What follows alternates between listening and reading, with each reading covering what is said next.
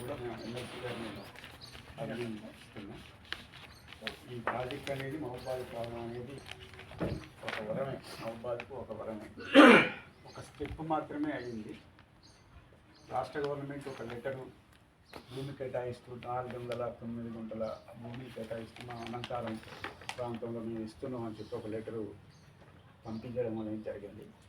దాంతో సరిలేదు. కేంద్రంలో ఉన్నటువంటి అనేక మంది దిగ్గజాలు ఉంటారు, అవి ఇంకోవైపు కూడా తరలించేటువంటి అవకాశం కూడా లేకపోలేదు. అందుకోసం మన ప్రయత్నం అనేది ఇక్కడ శంకుస్థాపన జరిగిన దాకా కూడా మన పోరాటం కొనసాగించాల్సినటువంటి అవసరం ఉంటుంది. ఇప్పటికే అనేక మల్లగుల్లాలు పడ్డారు, అనేక ప్రయత్నాలు చేశారు. ప్రాంతీయతత్వం ఉన్నది, ఇమేజ్ ఉన్నది, తన సొంత స్వలాభాలు ఉన్నాయి, దీంట్లో అనేక రకాల ప్రయోజనాలు కూడా దాగి ఉన్నాయి. కాబట్టి ఒక్కొక్కరు ఒక్కొక్క ప్రాంతానికి తరలించకపోవడానికి ప్రయత్నాలు చేస్తూనే ఉన్నారు. మొన్న మేము వేం నరేందర్ రెడ్డి గారిని ఒక రిప్రజెంటేషన్ చేసిన తర్వాత చాలా విషయాలు మాకు బయటకు వచ్చినాయి. చాలా విషయాలు చెప్పాడు సార్.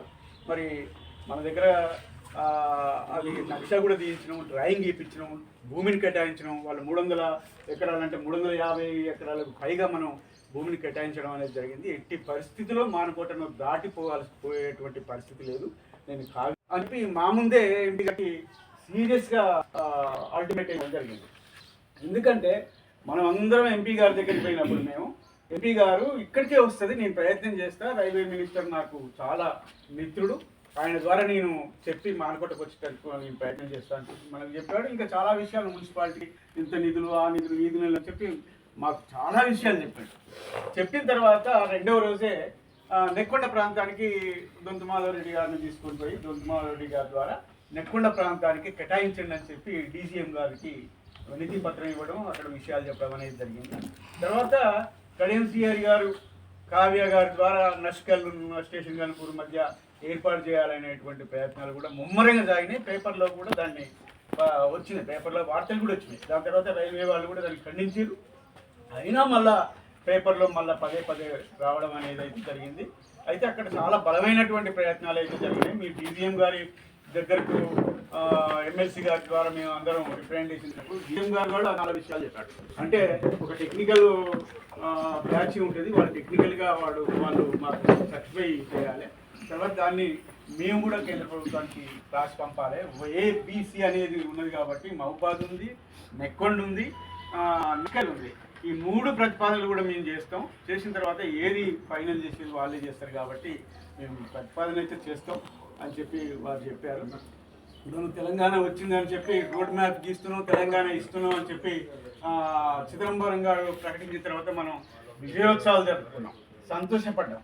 ఆ తర్వాత తెల్లారే దానికి విరుద్ధమైనటువంటి యూటర్న్ తీసుకున్నటువంటి స్థితి కూడా వచ్చింది. అట్లాంటి స్థితి కూడా రాదు అని చెప్పి మనం భావించాల్సినటువంటి అవసరం లేదు. మన ల్యాబింగ్ మనం చేయాలి. ఎమ్మెల్సీ గారు ఉండాలి, తర్వాత ఎంపీ గారు ఉండాలి, ఎమ్మెల్యే గారు ఉండాలి, ఇక్కడ ఉన్నటువంటి జాటోతో హుసేన్ నాయక్ గారు ఉండాలి.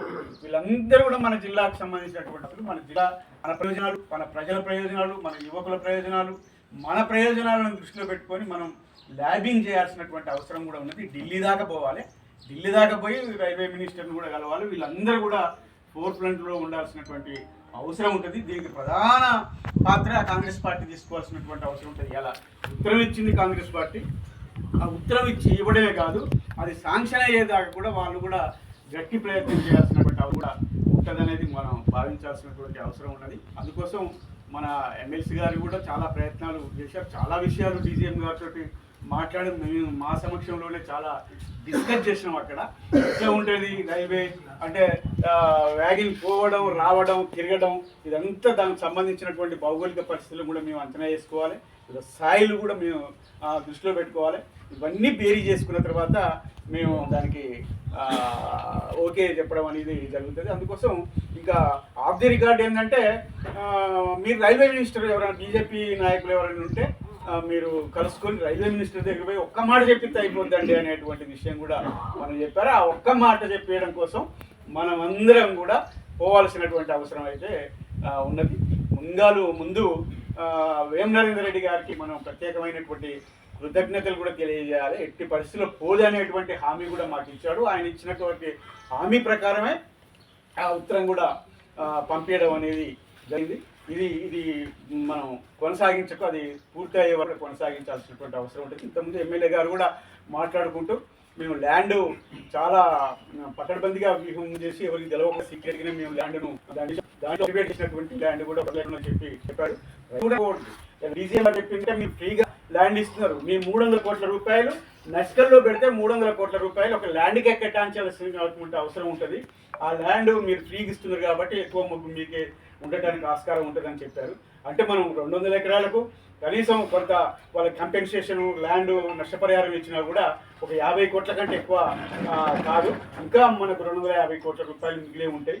అందుకోసం దాన్ని కూడా మనం వివరించి అవన్నీ ఎక్స్ప్లెయిన్ చేసి రేపు రైతుల నుంచి వచ్చేటువంటి వ్యతిరేకతను కూడా మనం కన్విన్స్ చేసి రైతులను కూడా కూర్చోబెట్టి మాట్లాడి వాళ్ళు నష్టపోకుండా వాళ్ళకు నష్టపరిహారం ఇచ్చే విధంగా మనం చేయాల్సినటువంటి బాధ్యతలు కూడా మనకు ఉంటాయి. ఎందుకంటే ఒక తలమానికంగా రైల్వే వ్యవస్థకే ఒక తలమానికంగా ఇదంతా మెయిన్ రోడ్డు, జాతీయ రోడ్డు, అది లైన్ కాబట్టి దాని పక్కకే మనకు వస్తుంది, మానుకోటకు వస్తుంది. మానుకోటకి ఏ పరిశ్రమ లేనటువంటి ఒక దురదృష్టకరమైనటువంటి పరిస్థితి ఇక్కడ ఉన్నది.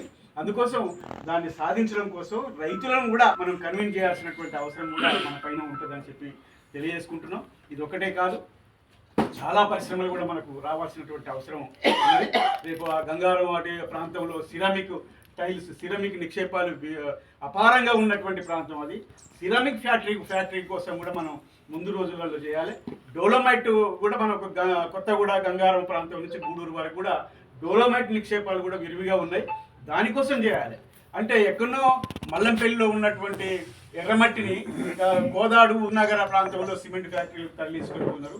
అట్లాంటి పరిశ్రమలు కూడా ఇక్కడ పరిశ్రమలు పెట్టడానికి కూడా మనం ఈ ప్రాంతంలో ఉమ్మడి వరంగల్ జిల్లాలో ఒక పెద్ద పరిశ్రమ కూడా లేదు. అజంజాయి మిల్లు తర్వాత అజంజాయి మిల్లు కూడా పోయింది. అట్లాంటి పరిశ్రమలు రావడానికి ప్రజాప్రతినిధులు, ప్రజలము, మేధావులు, ప్రజాస్వామ్యవాదులు, ప్రజలు అందరూ కూడా పోరాడుతూనే వస్తుంది. దానికోసం ముందు పోరాటం జరిపేటువంటి విధంగా మనం కృషి చేయాల్సినటువంటి అవసరం ఉండదు. దీనికోసం మేమందరం కూడా పార్టీలకు అతీతంగా అందరం కలిసి ఎమ్మెల్సీ గారికి కృతజ్ఞతలు తెలియాలి, వారి పాత్ర ముందు ఉండాలని చెప్పడం కోసం రావడం అనేది జరిగింది.